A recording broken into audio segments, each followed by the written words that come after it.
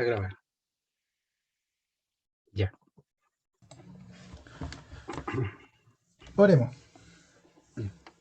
Padre Santo, Padre bendito, gracias te damos por esta oportunidad de estar reunidos en el precioso nombre de tu Hijo amado.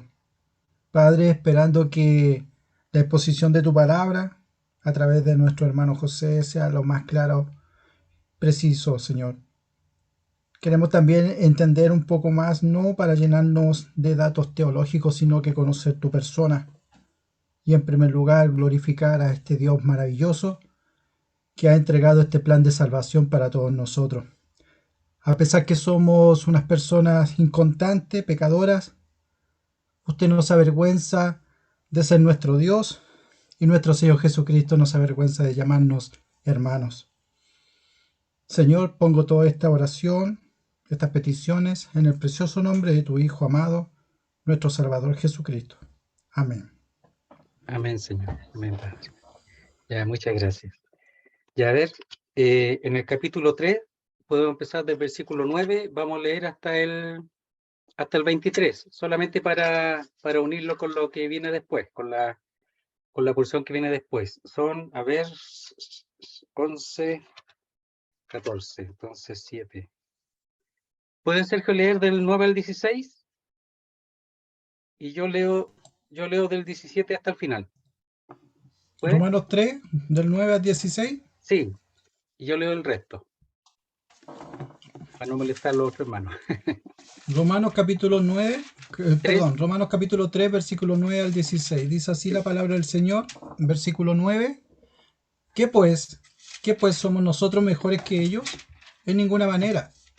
Pues ya hemos acusado al judío y al gentil que todos están bajo pecado. Como está escrito, no hay justo ni aun uno. No hay quien entienda, no hay quien busque a Dios. Todos se desviaron, a uno se hicieron inútiles. No hay quien haga lo bueno, no hay ni siquiera uno. Sepulcro abierto es su garganta, con su lengua engañan, veneno de áspides hay debajo de sus labios. Su boca está llena de maldición y de amargura. Sus pies se apresuran de maldición y de amargura. Sus pies se apresuran para derramar sangre. Quebranto y desventura hay en sus caminos. Hasta aquí la palabra del Señor. Y no conocieron camino de paz. No hay temor de Dios delante de sus ojos. Pero sabemos que todo lo que la ley dice, lo dice a los que están bajo la ley, para que toda boca se cierre y todo el mundo quede bajo el juicio de Dios, ya que por las obras de la ley ningún ser humano será justificado delante de él, porque por medio de la ley es el conocimiento del pecado.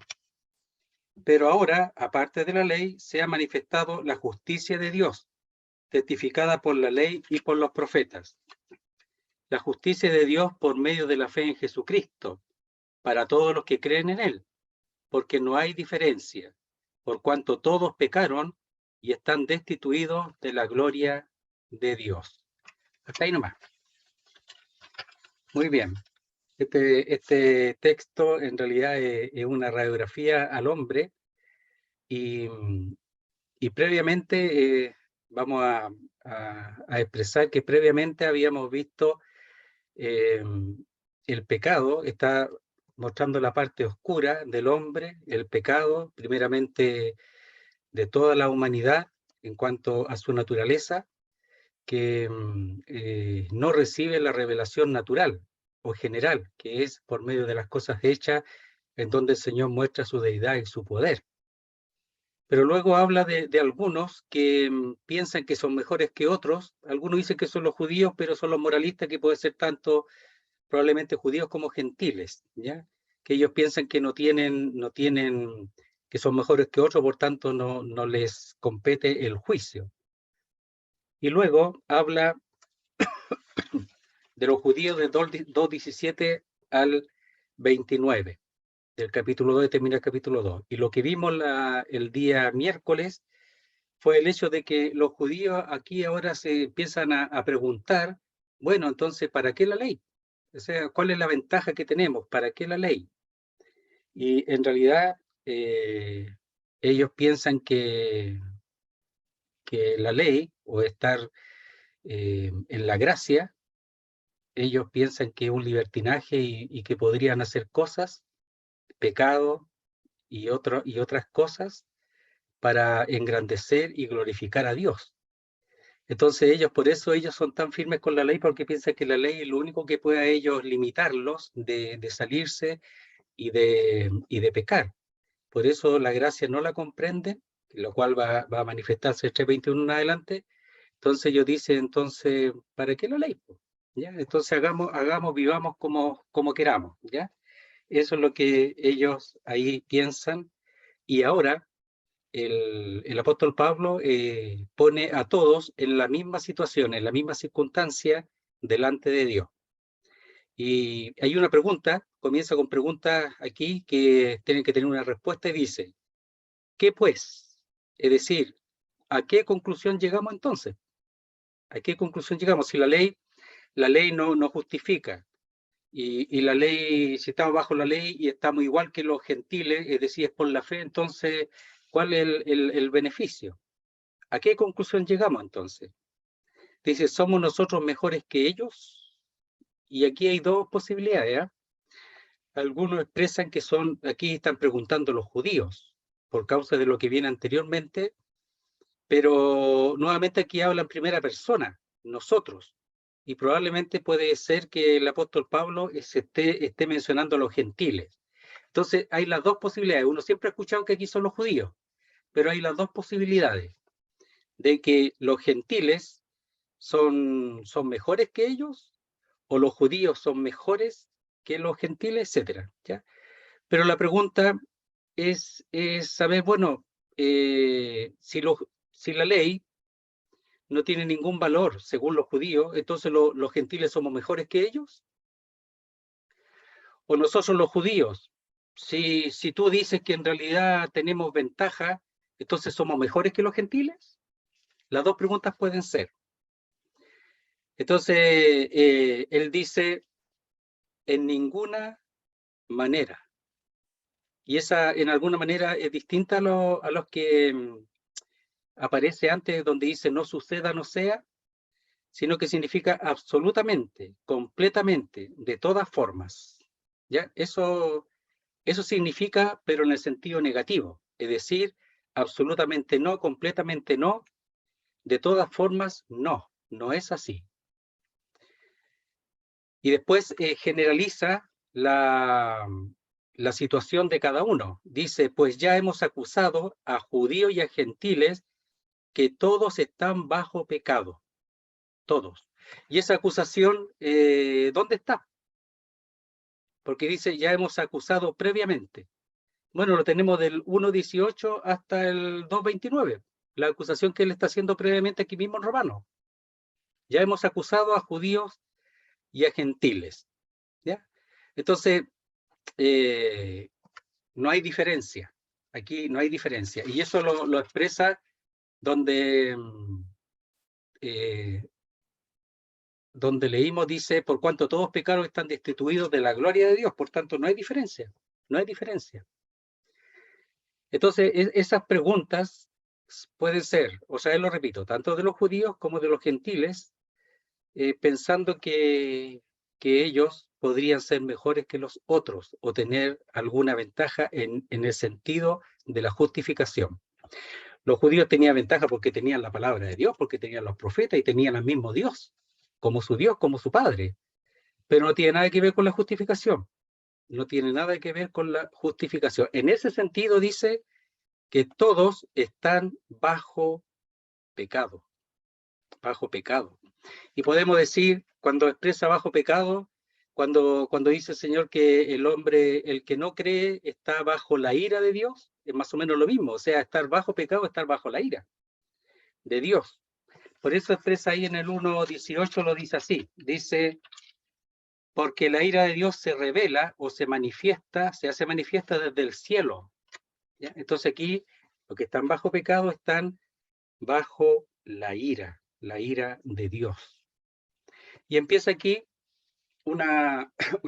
usa textos del Antiguo Testamento que grafica y saca, como hemos dicho, la radiografía de lo que es el hombre en general, y es tremendo.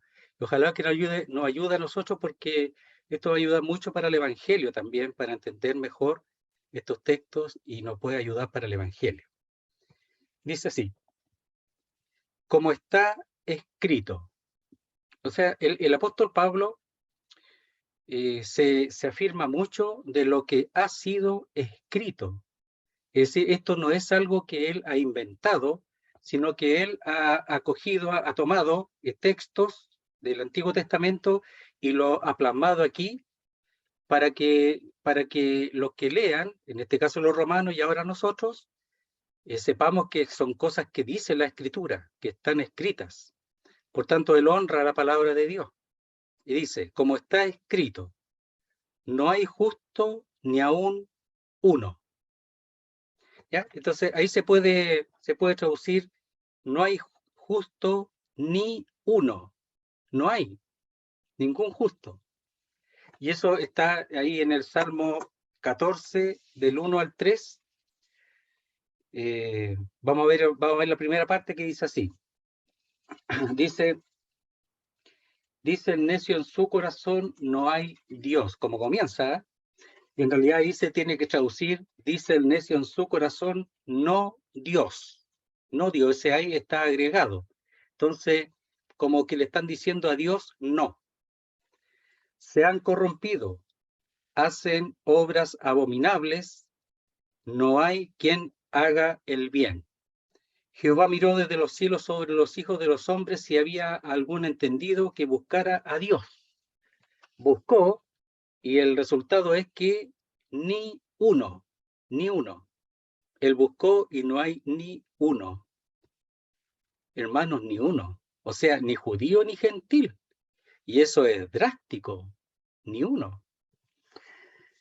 ¿Ya? Entonces, él ahí está expresando una realidad que está en las personas en general, tanto judíos como gentiles. Vamos a ver un texto más, dice así. Dice: ¿quién ha creído a nuestro anuncio y sobre quién se ha manifestado el brazo de Jehová? Dice ahí Isaías. ¿Quién ha creído nuestro anuncio y sobre quién se ha manifestado el brazo de Jehová? Es decir, ahí está diciendo, la forma de expresarlo es que nadie, y está hablando a los judíos, ninguno.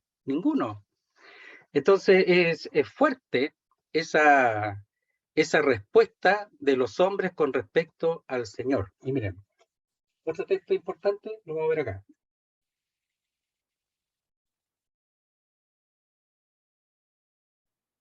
A ver, ¿dónde está? Aquí está, a ver. Le voy a leer un texto que dice así. Dice: ciertamente no hay hombre justo en la tierra que haga el bien y nunca peque. ¿Mm?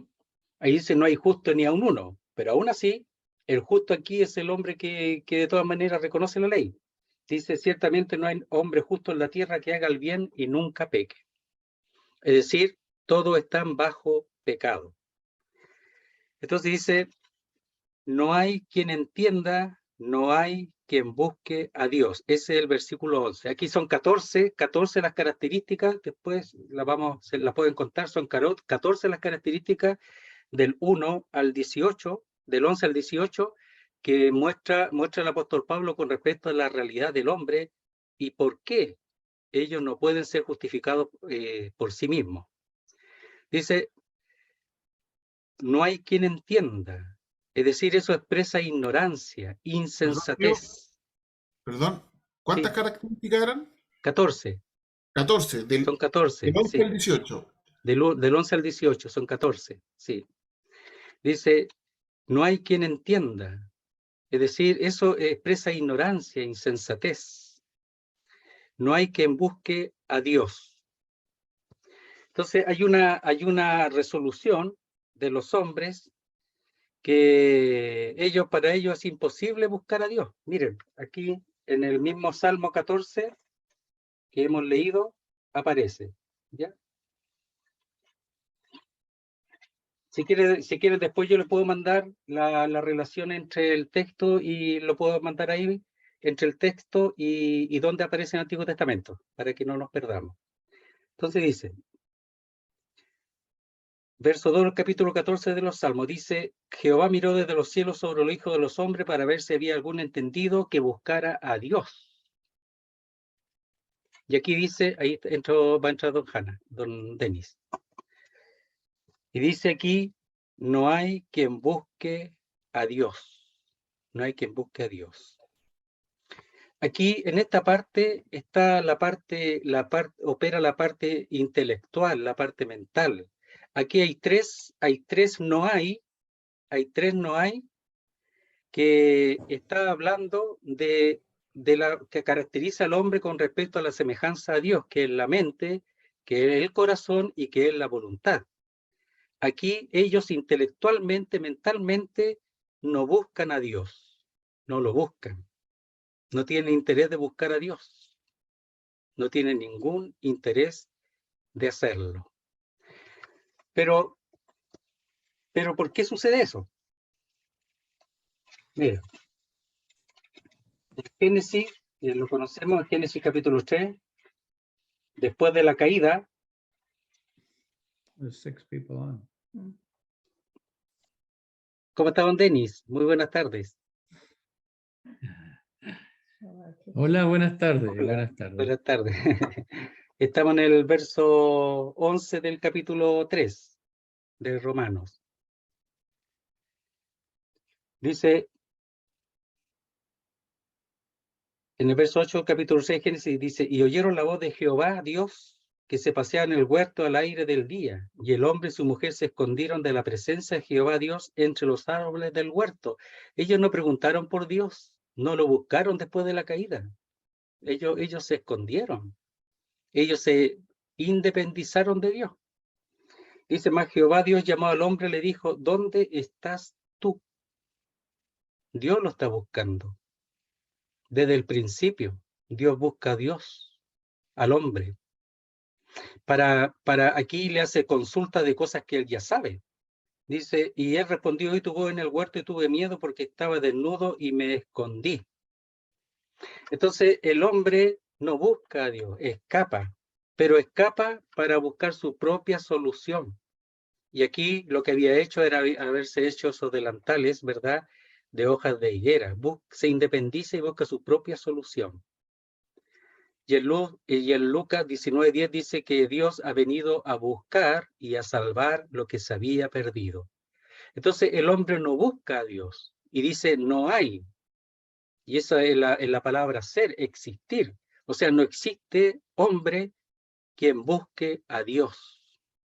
Entonces el bien del hombre es que Dios lo ha buscado. Dios ha buscado al hombre. Ese es el bien del hombre, que Dios lo ha buscado. Y lo ha buscado de una manera maravillosa que vamos a ir viendo después. Y aquí está la parte mental, la intelectual que él usa, ¿ya? Dice, no hay quien entienda en la parte, disculpe, la parte mental, y no hay quien busque a Dios, es su corazón. Entonces ellos no tienen ni una intención, no lo entienden, ¿verdad?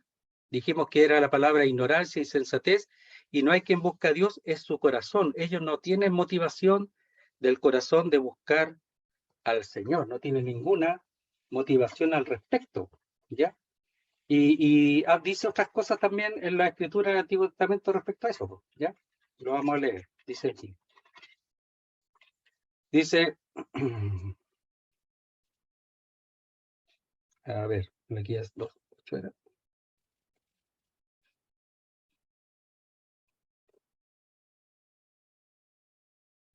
No era ahí, no era el texto.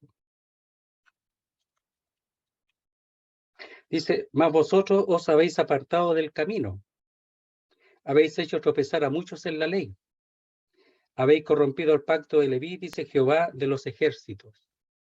Entonces ellos mismos han hecho que el pueblo, dice, se aparte del camino, se aparte de Dios. Entonces ¿Qué dice, texto no hay es quien ese? busque a Dios. ¿Qué ¿Mm? texto es ese que leyó recién? Malaquías 2:8. Ya. No hay quien busque a Dios, dice. Entonces, todos se desviaron, a una se hicieron inútiles. Y aquí dice todos. Lo primero, la forma es no hay justo, no hay quien entienda, no hay quien busque. Es decir, no hay ni uno que exista que haga eso. Y de ahora dice todos se desviaron. Esos mismos, dice todos se desviaron, se extraviaron, se alejaron, se apartaron de Dios. Esa misma palabra aparece aquí en Romanos 16:7, que lo voy a leer, porque ayuda un poquito para entender mejor el término, ¿ya? Dice así, Romanos 16:17 dice, mas os ruego, hermanos, que os fijéis en los que causan divisiones y tropiezo en contra de la doctrina, que vosotros habéis aprendido, y que os apartéis de ellos. Esa es la palabra, apartéis de ellos. Y aquí está diciendo, dice, todos se desviaron, se apartaron, se desviaron de Dios.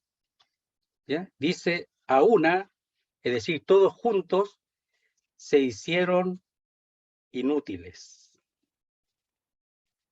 Dice que se hicieron inútiles. Es decir, la palabra inútiles es sin provecho. Es inservibles. Entonces ellos, apartados de Dios, lejos de Dios, por esa circunstancia, ese alejamiento, hizo que ellos sean hechos inútiles. La forma de expresión es que ellos fueron hechos inútiles, inservibles para Dios, porque se apartaron de Dios. Eso fue lo que aconteció. Entonces, cuando Adán se apartó de Dios, llegó a ser eso, inútil para Dios. Y todos nosotros nacemos de ahí. Tenemos esa naturaleza. Entonces dice, todos se desviaron, a una se hicieron inútiles, sin provecho, inservibles. Qué triste, ¿eh? Pero fíjese que aquí está mostrando la parte más oscura para luego manifestar su gracia. Dice, no hay quien haga lo bueno. Y ahí podemos decir que está la voluntad del hombre. El deseo, la voluntad de no hacer lo bueno y escoger lo malo. Dice, no hay quien haga lo bueno.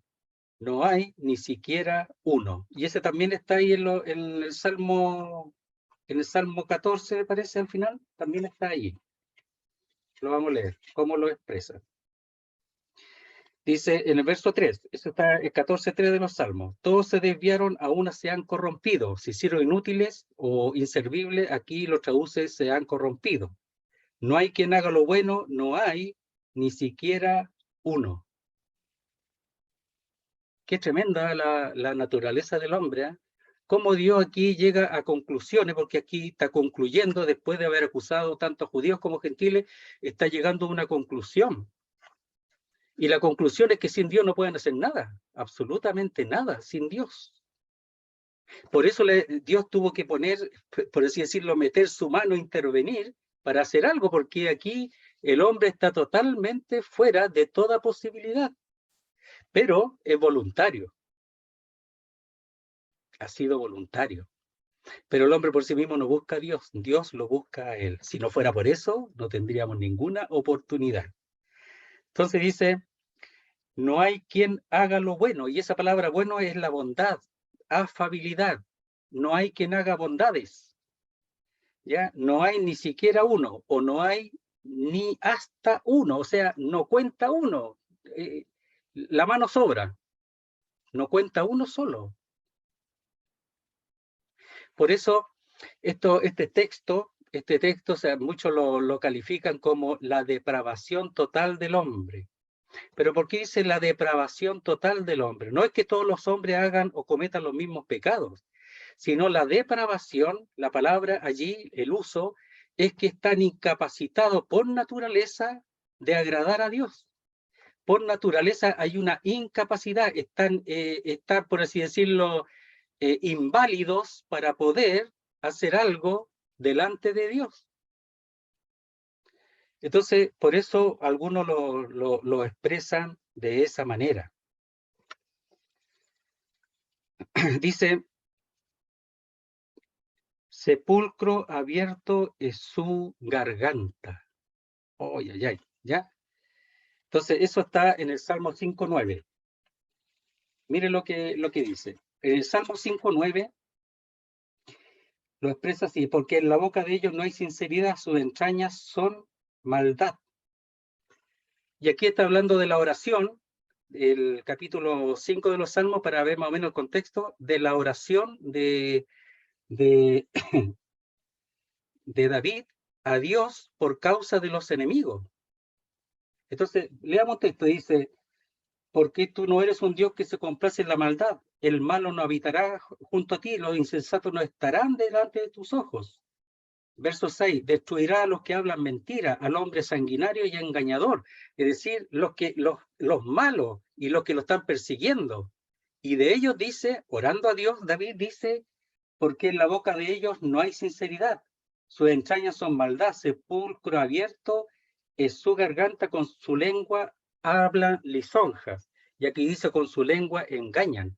Entonces el contexto es eso, que David ora a Dios, ¿ya? Y para que le haga justicia de sus enemigos, de los que no buscan a Dios, que son malos, que no tienen ningún interés en las cosas de Dios.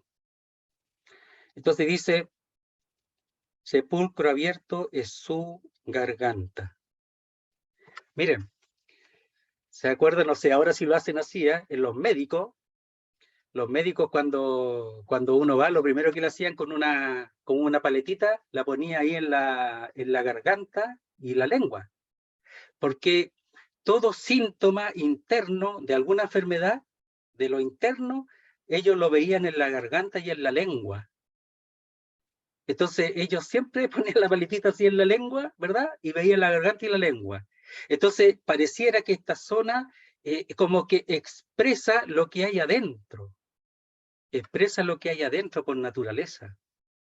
Entonces cuando dice sepulcro abierto es su garganta, es que aquí los que están en el Salmo, ellos muestran todo lo muerto que hay dentro de ellos, el pecado que hay dentro de ellos, la mortandad que hay dentro de su naturaleza, y eso lo expresan en palabras, lo expresan en palabras. Entonces dice, sepulcro abierto es su garganta. ¿Cómo hablan ellos? ¿Verdad? Aquí están todos los hombres, pero en el texto, en el contexto, ¿cómo hablan en contra del siervo de Dios? ¿Cómo hablan en contra de su siervo, David? Dicen, entonces dice, es una contaminación, corrupción. Esa es la palabra ahí, sepulcro abierto, habla de contaminación, de corrupción. ¿Ya? Mire, vamos a leer ese texto que habla, donde habla en Mateo 23, donde habla de los fariseos, pues, ¿ya? Veámoslo un poquito solamente, a ver cómo lo expresa. Dice así. ¿Dónde, perdón? En Mateo 23, 27, 28. Dice así.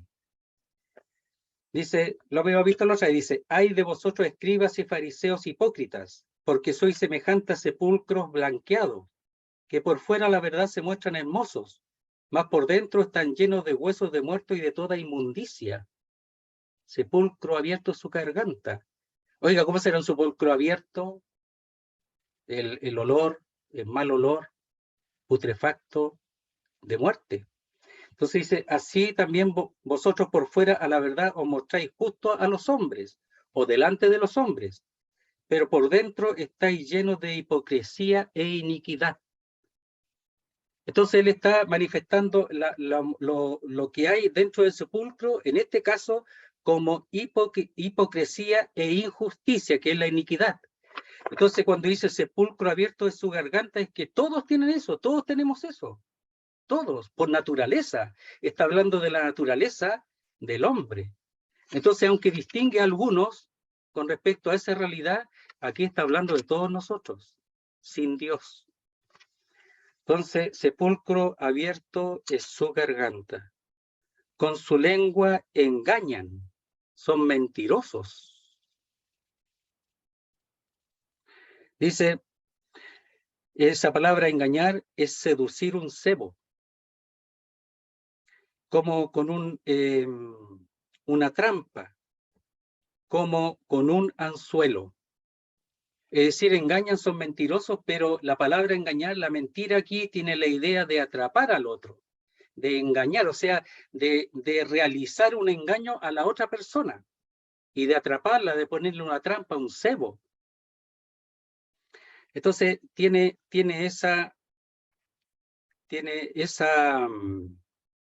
ese significado.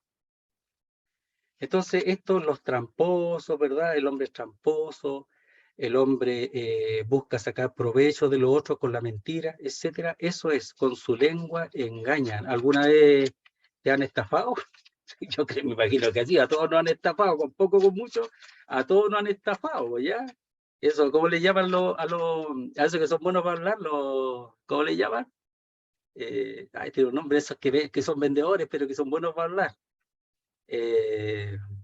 ¿Cómo le llaman? Se me Charlatanes. olvidó ya. ¿Ah? Charlatanes. Los charlatanes, eso, pues, ya, los charlatanes, pues ya. Eso, ya, son mentirosos, con su lengua engañan, ¿ya? Entonces ahí tenemos en el Salmo 5:9. Dice al final, veneno de áspides hay debajo de sus labios. O sea, lo que lanzan es veneno, es serpiente. Entonces, en un sentido, ellos son muy similar al diablo, porque dice que es mentiroso desde el principio y homicida. Ahora, cuando dice ahí veneno de áspides o de serpientes, dice ahí debajo de sus labios.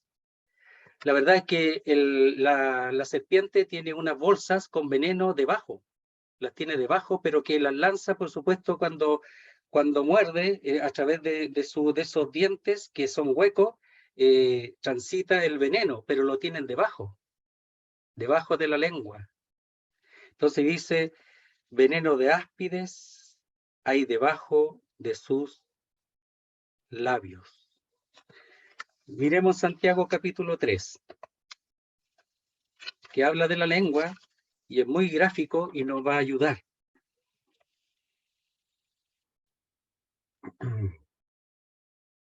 Dice así el verso 7, Santiago 3, 7 y 8 dice,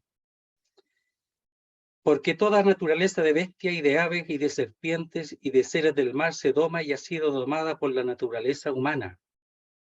Pero ningún hombre puede domar la lengua, que es un mal que no puede ser refrenado, llena de veneno mortal. O sea, con la lengua uno puede hacer mucho daño.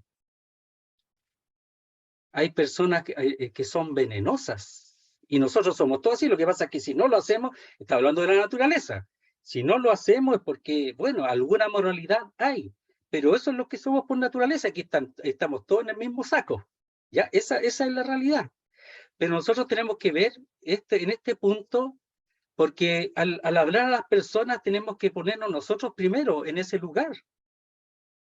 No ponernos sobre ellos, sino que nosotros somos iguales, pero que ellos puedan darse cuenta. Miren lo que dice.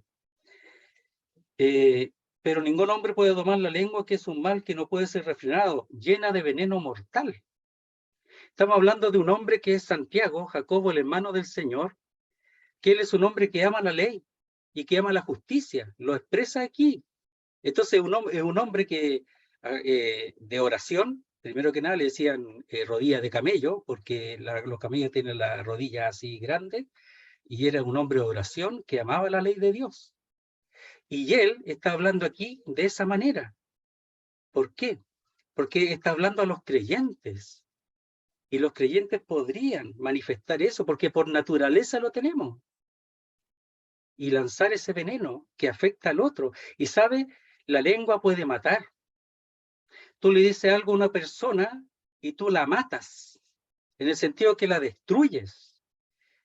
¿Ya? Aquí está hablando en general, pero aprovechemos Santiago porque nosotros con la lengua podemos destruir a otro, a un hijo de Dios, solo con la lengua, porque eso sale.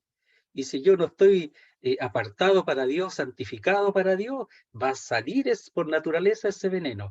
Y las personas del mundo hacen lo mismo. Mire, dice, con ella bendecimos al Dios y Padre y con ella maldecimos a los hombres. O sea, el veneno aquí está expresado como la maldición, que están hechos a la semejanza de Dios. Entonces nosotros también podemos, se nos puede salir ese hombre, ya, ese veneno que tenemos por naturaleza. Veneno de áspides hay debajo de sus labios. Maldicen, maldicen.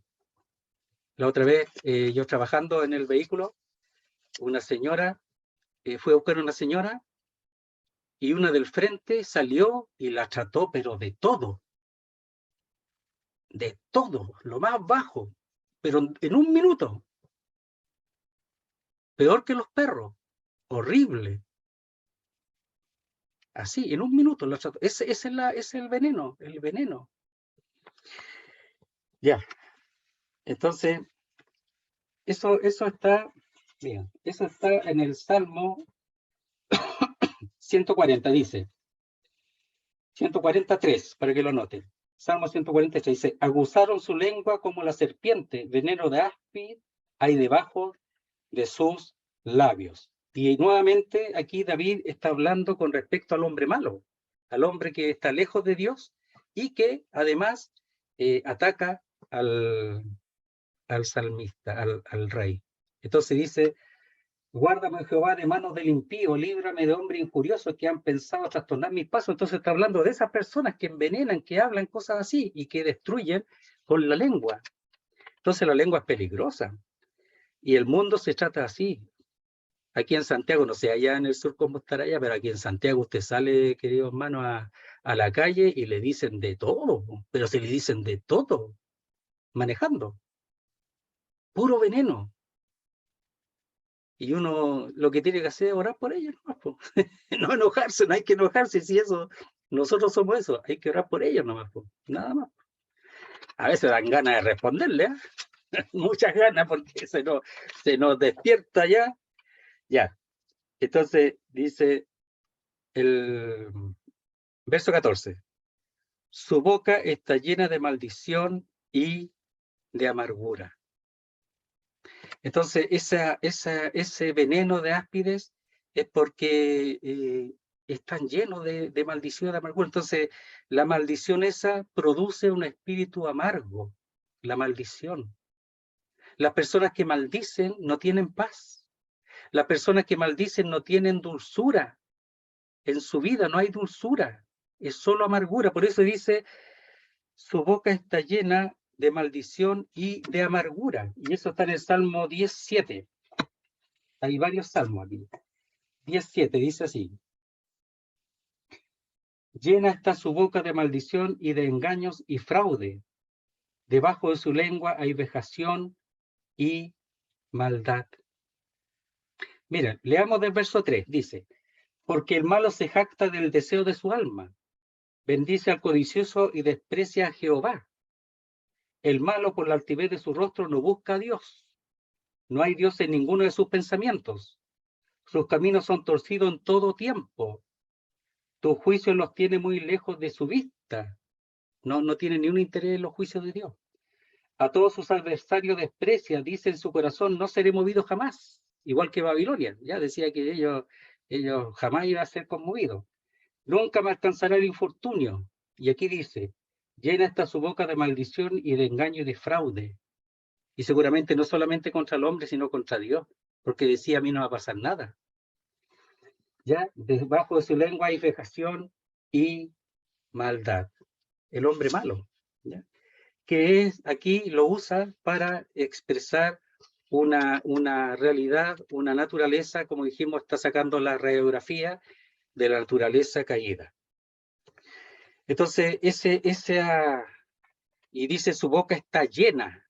Entonces tenemos, no hay, tenemos todos, y aquí llena, completa. Entonces, completa parece el nivel de toda su maldad. Por eso dice, su boca está llena de maldición y de amargura. ¿Ya? Podemos ver en el Hebreo 12:15. Hebreo 12:15, para que lo anoten, vamos a ver un ejemplo que se conoce, pero vamos a tratar de sacarle un provecho. Dice así. Hebreo 12:15. Mirad bien, no sea que alguno deje de alcanzar la gracia de Dios, que brotando alguna raíz de amargura os estorbe, y por ella muchos sean contaminados. ¿Ya? Dice después, no sea que haya algún fornicario o profano como Saúl, etcétera, que por una sola comida vendió su primogenitura. Entonces, no sea que alguno deje de alcanzar la gracia de Dios, que no crea. Parece que aquí en hebreo habían creyentes e inconversos. Algunos dicen que eran puros inconversos, puros creyentes, pero parece, por el contexto general del libro, que habían creyentes e inconversos. ¿Ya? Entonces, los que daban fruto con la lluvia, el otro que daban espinos. Entonces dice que brotando alguna raíz de amargura os estorba y por ella muchos sean contaminados. Entonces, la amargura, dice, es una manifestación de quien está vacío de Dios. Cuando nos alcanza la gracia de Dios, ¿ya? Cuando está la amargura es uno que está vacío de Dios. Entonces, de ahí viene esa maldición, que hay solamente cosas malas que maldicen a los demás, ¿verdad? Y eso brota de un corazón amargo. Pero dice que está vacío de Dios. El hombre sin Cristo, querido hermano, está vacío de Dios. Nosotros no tenemos que esperar mucho de ellos, pero sí tratar de acercarlos a la palabra de Dios. Dice, miren aquí, ¿cómo se llama? Dice, sus pies se apresuran para derramar sangre. Miren, ya, este está en Isaías 59:7, para que lo noten ahí. Isaías 59:7. Aquí Isaías está confesando la realidad del pecado del pueblo de Israel.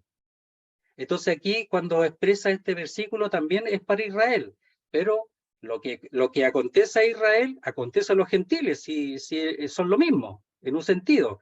Entonces Israel no es distinto a los gentiles, ni los gentiles son distintos o superiores a los judíos. Entonces dice, en el verso 7, sus pies corren al mal, el pueblo de Israel. Se apresuran para derramar la sangre inocente. Sus pensamientos de iniquidad, destrucción y quebrantamiento hay en sus caminos. Entonces, el pueblo de Israel, aquí Isaías está mostrando la realidad oscura y cómo ellos se han alejado de Dios, cómo se han alejado de la ley, y cómo aquí ellos ahora se apresuran para derramar sangre, o sea, se mataban entre ellos, mataban al pobre, mataban a los justos. Entonces dice, sus pies se apresuran para derramar sangre, son apresurados, son veloces para derramar sangre, ¿ya? Y podemos pensar en Caín, desde el principio. Caín, el hermano de Abel, él le quitó la vida y derramó esa sangre, que después Caín clamaba por justicia, esa sangre que fue derramada en la tierra. Entonces podemos pensar en eso, pero el texto viene de la realidad del pueblo de Israel, de los judíos, que ellos mataban, habían homicidas dentro del pueblo de Dios, alejados de la ley totalmente. No matarás. Y ellos estaban matando. No tenían ningún temor de la ley de Dios. De ahí viene el texto. Entonces, dice, quebranto y desventura hay en sus caminos. ¿Ya? Y ese también es el mismo texto que habíamos visto ahí, dice, destrucción y quebrantamiento hay en sus caminos, el mismo 59:7 de Isaías. Entonces, la palabra quebranto es bastante amplia. La más cercana es ruina, ¿ya? Pero significa desgaste, frotar, rotura en trozos, desmenuzamiento, calamidad, fractura, ¿ya? Entonces dice ruina, ¿ya? Y desventura, que es miseria, dificultad. Esa es la palabra desventura, sufrimiento, angustia, trabajo penoso, fatiga, pena, sufrimiento físico. O sea, el pueblo de Israel, cuando se alejó de Dios, empezó con todo este sufrimiento, un trabajo penoso, dice angustia, fatiga, porque se alejaron de Dios. Por eso. Entonces ahí realmente es tremendo eso, y dice, hay en sus caminos. En sus caminos. Miren, voy a leer un texto ahí relacionado con Noé, con el tiempo de Noé, en el capítulo 6 de Génesis. Podemos ver algunas cositas ahí. Dice así. Voy a leer un texto primero que es conocido, dice, y vio Jehová que la maldad de los hombres era mucha en la tierra, 6:5, y que todo designio de los pensamientos del corazón de ellos era de continuo solamente el mal. Y se corrompió la tierra delante de Dios, y estaba la tierra llena de violencia. Quebranto y desventura hay en sus caminos, es decir, ellos, sus pies se apresuran para derramar sangre. Quebranto y desventura hay en sus caminos, el resultado de matar, de quitar la vida, de no obedecer y cumplir la palabra de nuestro Dios. Qué tremendo, ¿eh? Entonces, ahora, estos textos a nosotros nos van a ayudar para primero conocer al hombre, porque a veces uno lo menciona, pero no ve el detalle. Ayudar mucho para alcanzar. El hombre tiene que saber que es pecador, tiene que saber lo malo que es. A veces en el Evangelio, disculpe, pero a veces los tratamos demasiado bien a las personas. No hay que tratarlas mal, pero sí es importante darle a conocer la realidad de ellos delante de Dios, cómo Dios los ve. Porque aquí el apóstol Pablo está usando, dice, como está escrito la palabra de Dios, cómo Dios los ve. Por supuesto, la mayoría de los textos tiene que ver con el tiempo de los judíos del Antiguo Testamento, pero es común para todos. Porque la diferencia de los judíos es que era el pueblo escogido de Dios, pero el corazón es el mismo. Dice, vamos a andar un poquito más rápido ahora ya. Dice, y no conocieron camino de paz. Es decir, dice, no han acertado con la senda de paz, tanto con el prójimo como también para con Dios. ¿Ya? Entonces dice, y no han conocido camino de paz. Eso está en Isaías 59:8. Veámoslo, ahí lo pueden notar, 59:8 Isaías. Veámoslo aquí, ¿qué dice? A ver si es o no es. Dice, no conocieron camino de paz, ni hay justicia en sus caminos. Sus veredas son torcidas, cualquiera que por ellas fuere, no conocerá paz. El mismo contexto donde Isaías confiesa, da a conocer el pecado de su pueblo delante de Dios, es decir, lo confiesa y él se incluye de todas maneras. Siempre es así. Entonces no conocieron camino de paz, ni hay justicia en sus caminos. Sus veredas son torcidas, cualquiera que por ellas fuere, no conocerá paz. Entonces ellos no conocieron camino de paz, no lo conocieron. No lo conocieron porque ellos se alejaron de Dios. No lo conocieron porque ellos no cumplieron la ley. Y el hombre, el gentil, en su conciencia, sabiendo el bien y el mal, aún así, ellos matan y hay quebranto y desventura, miseria en sus caminos y no conocieron camino de paz. Podemos ver aquí el contraste en cuanto a la paz. Juan 14:27 dice, dice así, dice, a ver, lo vamos a ver acá mejor. Ya donde dice, mi paso dejo mi palabra. Juan 14:27, a ver cómo lo dice. Me gustaría ver eso, el de la paz, fuera de aquellos que no conocen la paz. Veamos la parte positiva. 14:27 dice, la paz os dejo, mi paz os doy. Yo no os la doy como el mundo la da. No se turbe vuestro corazón, ni tenga miedo. Entonces, esa es la parte positiva de la paz. Ellos no conocieron camino de paz, pero el Señor ofrece la paz a los que no la tienen. En Gálatas 5:22 es fruto del Espíritu, amor, gozo, paz. Entonces la única manera que el hombre pueda tener paz es teniendo el Espíritu de Dios a través de la fe en Jesucristo. Entonces dice amor, gozo y paz, fruto del Espíritu esa paz. Pero además esa paz tiene que ver con el hecho de la reconciliación con Dios. Lejos de Dios, sin reconciliación, estando en enemistad con Dios, no tienen paz. Pero ellos no tienen camino de paz porque su pecado, su maldad no los deja. No los deja. Entonces ellos no pueden conocer la paz. Por eso hay tanta pelea, por eso hay tanta discusión, por eso hay tanta ruptura entre los hombres, porque ellos no tienen paz. No pueden dejar de pecar y de tener un estado de paz, no pueden. Aquí en el mismo 15:33 habla del Dios de paz, dice, y el Dios de paz sea con todos vosotros. Él es el Dios de paz, Romanos 15:33. Entonces, Él es el Dios de paz.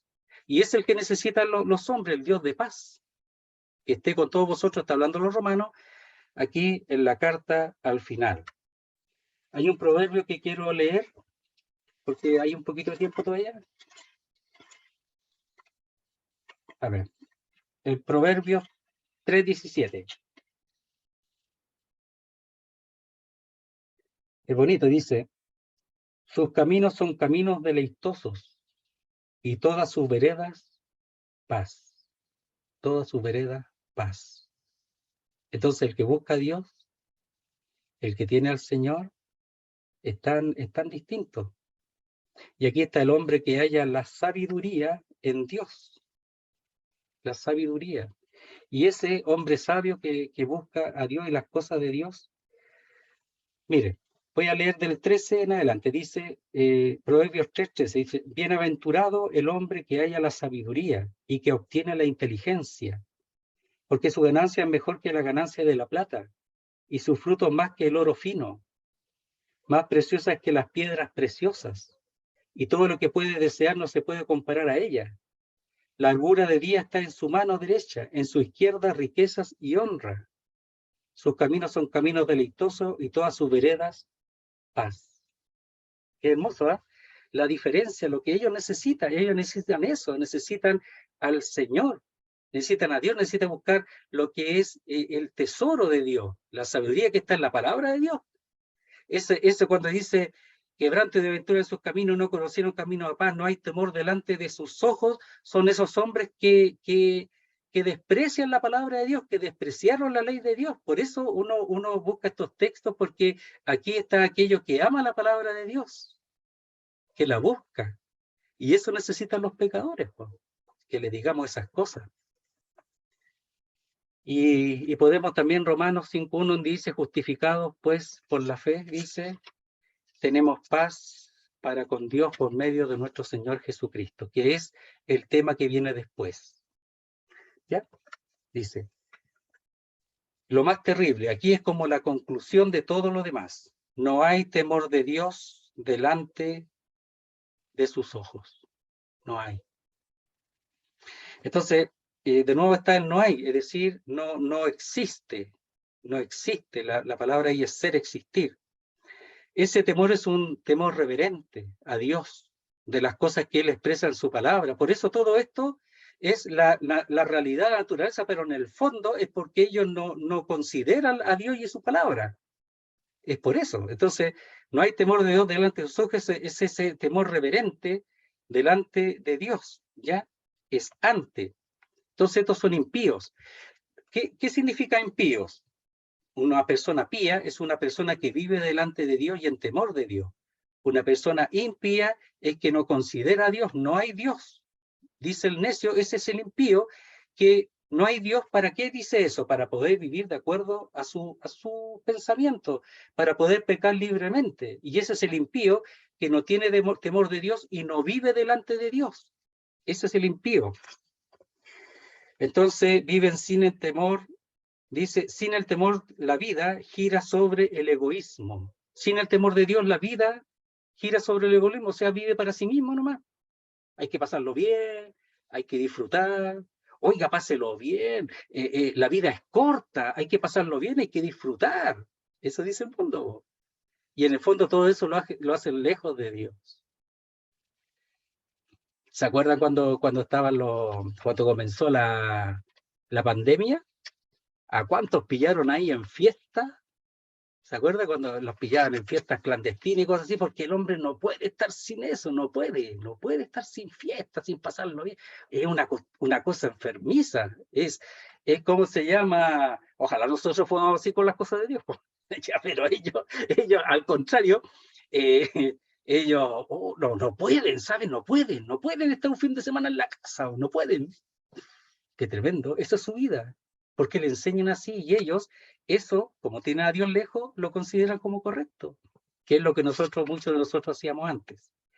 Entonces, no hay temor de Dios delante de sus ojos. Vamos a pasar ahí más rapidito. Dice, pero sabemos que todo lo que la ley dice, lo dice a los que están bajo la ley, para que toda boca se cierre y todo el mundo quede bajo el juicio de Dios.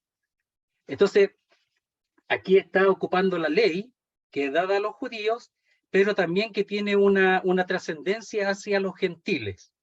Y lo dice así, pero sabemos, y ese sabemos es el mismo que vimos la otra vez, que es entender, conocer ¿cómo se llama? Ay, se me fue la palabra, no importa. Pero es el conocer general.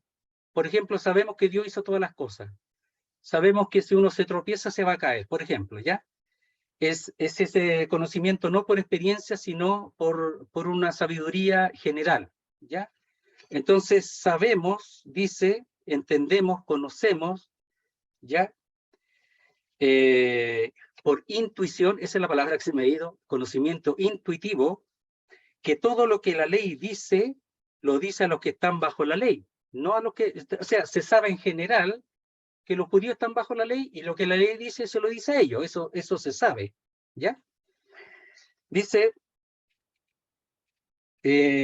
¿para qué es el propósito? Toda boca se cierre, sea tapada, silenciada. Toda boca. ¿Y toda boca de quién? Tanto de los judíos como de los gentiles. Entonces la experiencia que ellos tuvieron con respecto a la ley también nos alcanza a nosotros. Entonces cuando dice a los que están bajo la ley para que toda boca se cierre. Si ellos no lo van a cumplir, nosotros tampoco. Por naturaleza no lo van a cumplir. Dice, y todo el mundo quede bajo el juicio de Dios. Entonces, el propósito es para que toda boca se cierre. ¿Ya? Entonces, como ellos no lo cumplieron, nosotros no podemos decir nada. Es decir, por la ley no es la justificación, por la ley no es la salvación, por la ley no podemos acercarnos a Dios. Eso está diciendo. Entonces, toda boca se cierre y todo el mundo, ahí generaliza, que debajo, dice, el juicio de Dios. Para que llegue, la palabra ahí, llegue a estar bajo el juicio de Dios, y el tema es por su transgresión, porque nosotros también transgredimos la ley, sin estar bajo la ley, ¿ya? La ley de la conciencia. Entonces, el juicio de Dios ahí es para que pueda ser llevado a juicio, o sea, el hombre responsable delante de Dios con respecto a la ley. ¿Ya? Entonces, cuando dice que toda boca se cierre, mire, cuando hay silencio, el Señor dice silencio, que la boca, que nadie hable. En el sentido, ¿cómo yo me voy a justificar? ¿Cómo se van a justificar los judíos si han faltado a la ley? ¿Cómo vamos a justificarnos a nosotros si nosotros también la ley que por la conciencia, la ley que de las cosas conocidas como Dios se ha manifestado, nosotros quedamos bajo el juicio? ¿Qué tenemos que hacer? Cerrar la boca. Pero ¿saben qué? Cuando hay silencio, Dios habla. Porque aquí tiene que haber una manifestación divina. Tiene que Dios que manifestarse. Solo Dios puede hacer algo. Por eso dice, para que toda boca se cierre, porque ahora el que va a hablar y se va a manifestar soy yo. ¿Y cómo lo hace? Veamos el verso 21 del capítulo, después va a ver el 20. Dice, pero ahora, aparte de la ley, es decir, sin la ley, sin la ley, querido hermano, sin la ley, aparte de la ley, se ha manifestado la justicia de Dios. La ley lo que hace es que todos cierren la boca, que nadie pueda decir algo porque todos hemos faltado, todos. Y aquí se manifiesta, sin la ley, aparte de la ley. La justicia de Dios testificada por la ley y los profetas se cumple lo que Dios había dado a conocer antes. Se cumple lo que Dios había expresado antes a través de los profetas. Se cumple aquí. Especialmente Isaías, podemos decir. Todos nos descarriamos, como todos nosotros descarriamos, cada cual se apartó por su camino, más Jehová cargó en él el pecado de todos nosotros. Se manifiesta aquí, ahora. O sea, el Antiguo Testamento se cumple. Pero para eso primero tenía que ser ingresada la ley para que el pecado se manifestara, y cuando se manifestó el pecado, aquí en este caso, los judíos no cumplieron ni los gentiles, entonces viene el silencio del hombre y ahora se manifiesta Dios. No le dice al hombre, sabes, estás perdido, no tienes nada que hacer, chao. No le dice así. Se lo dice, ya, ¿te das cuenta que no tienes nada que hacer? Cierra la boca. Ahora voy a hablar yo. Ahora me voy a manifestar yo. Y Dios se manifiesta. Pero ahora sin la ley se ha manifestado la justicia de Dios, testificada por la ley y los profetas. La justicia de Dios por medio de la fe en Jesucristo. Eso era lo que estaba allí en el Antiguo Testamento. Era la presentación previa de su Hijo. Eso era. Entonces dice, aquella raíz que iba a crecer, iba a ser un tronco. El tronco de Isaí dice, para todos los que creen en él, porque no hay diferencia. ¿Ya? Entonces, ese silencio, esa acusación y ese que llega al silencio, abre las puertas para que Dios se manifieste. Dice, ya que, es decir, como conclusión respecto a todo lo que dijo, especialmente el verso 19, ya que, por lo cual, esa es una mejor traducción, por lo cual, por las obras de la ley ningún ser humano será justificado delante de él, ninguna carne, en la traducción mejor ahí. Ninguna o toda carne no será justificada delante o ante él, porque por medio de la ley es el conocimiento. Y ahí la palabra conocimiento es pleno conocimiento, conocimiento completo del pecado. Entonces la ley sí tiene una función. ¿Cuál es? Conocer el pecado y el conocimiento pleno del pecado. Eso es lo que hace la ley. Entonces dice, por lo cual, por las obras de la ley, ningún ser humano será justificado, ninguna carne. Por eso aquí son los judíos y los gentiles en el verso 19. Ningún ser humano, ninguna carne será justificada ante Dios, ninguna. Por la ley, no. Porque por medio de la ley es el conocimiento pleno, absoluto del pecado. ¿Ya? Entonces, a ver, voy a revisar aquí. Me parece que tengo un texto, pero voy a revisarlo.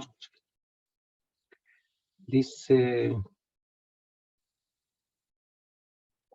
Ya, mire, el Salmo 143 le va a servir, verso 2.